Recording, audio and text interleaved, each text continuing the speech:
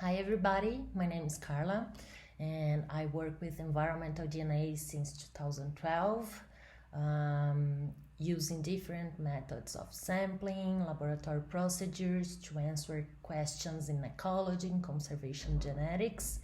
And today I will show you what we are doing here in Brazil in the last 8 years to serve threatened amphibian species and what is working or not and some of our results. Here in Brazil we have one of the highest diversity of amphibians in the world with more than 1,000 species described, and in the Brazilian Atlantic forest we have more or less half of this diversity of species. However, from the 70s and 80s, researchers start to report in literature dramatic decline of populations or disappearance of some of these species from the Brazilian Atlantic forest, mainly for amphibians closely associated with streams in mountainous regions. The cause of these disappearances are not really well understood, but they are probably caused by climate change, human impacts, because of a disease called chytridiomycosis that is exterminating populations of amphibians around the world, or even to the interaction of all these factors acting together. We have also to consider that populations can fluctuate in time and space, so we have to take in account that the importance of using appropriate methods to survey species and the effort of sampling, because some of these species once considered disappeared were recovered later. So based on all this information, we assembled a list of 44 species of amphibians that are distributed in the Brazilian Atlantic forest, and these species are mainly found in streams, rivers, ponds, swamps or bromeliads, and they are not seen in the field for a long time. For example, you can see here some species were observed like more than 90 years ago when they were sampled just for their description, and after that they were not registered again, or some of these species are still seen in the field, but their populations are showing severe declining. Our idea was to use an environmental DNA metabarcoding approach to search for DNA traces of these amphibians by filtering water samples from the localities we know these species occurred in the past. So we start our project in 2014. At that time, almost all studies and protocols were developed to monitor species and frog communities in countries in temperate zones, basic Europe and North America, and we were not sure if all these protocols used there could properly work here in our conditions, because we have different conditions, we have a higher number of species, the taxonomy for some groups are not well resolved, and we have some climate conditions that are different. So we did these two studies here that you can see here. Basically, we filtered water samples from 4 small streams in a region in the Brazilian Atlantic forest that is the frog community in these streams is served for more than 10 years. They are really well known, and we compared the data of traditional methods used before for this frog survey with our environmental DNA approach to test the feasibility of the environmental DNA to serve the frog community.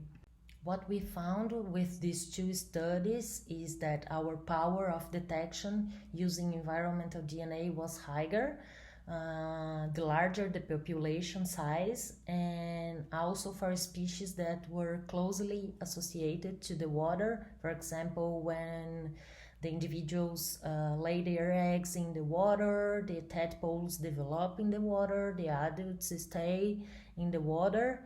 But we were also able to detect species with low population densities, or if they are not really closely associated to the water. This is an important result when we think about our list of threatened species. We also concluded that the eDNA is an efficient approach to detect amphibians in the tropics, and this is a tool that can help us to overcome some of the challenges that we have using traditional methods as audiovisual surveys or using some kind of trap. Once we had all the protocols already established, we knew the best methods for eDNA sampling, we had our local reference database assembled, we could search for DNA traces of our threatened species. Here you can see the localities we surveyed, all the species we are looking for, and their classification in IUCN and Brazilian Red List of threatened species. And at the end, we found 4 species that were considered declined by us, 3 species that were considered locally disappeared. This means that these species were disappeared from the sites where they were described, but they are still seen in other locations. And the most important result, we found 2 species that were considered completely disappeared. Cyclohranthus cedrensis was last seen in the 70s, and Phantasmarana bocainensis was last seen 1968. For this species, we have only 1 juvenile that is in Museu Nacional do Rio de Janeiro. On the other hand, we have 1 species that was found in the field during the field work for eDNA sampling, but we didn't find their DNA traces. Actually, what happened is that we did all the eDNA sampling, and in the end of the sampling we found the individual in a pond that was not sampled, and we had no filters left to sample the water of this pond. So what was bad, because we could not confirm the presence of this species using the eDNA, but on the other hand, it showed us the difference of the spatial sign of the DNA in running water systems compared to the still water systems. We can conclude that, as many other methods or many other tools, the eDNA is prone to imperfect detection, and we cannot use this tool to confirm extinction of species. Part of these results were already published in these 2 studies you can see here, and the next step is to try to understand the causes of these disappearances. So we will use all these environmental DNA samples we have to search for DNA traces of the different lineages of BD. In another study that we already finished, we tried to establish protocols for tracking the DNA of threatened amphibians from the Terrarana group that using leaf litter samples to extract the environmental DNA. At that time, we had just 2 or 3 studies using leaf litter as a source of environmental DNA, and none of these studies were focused on amphibians community.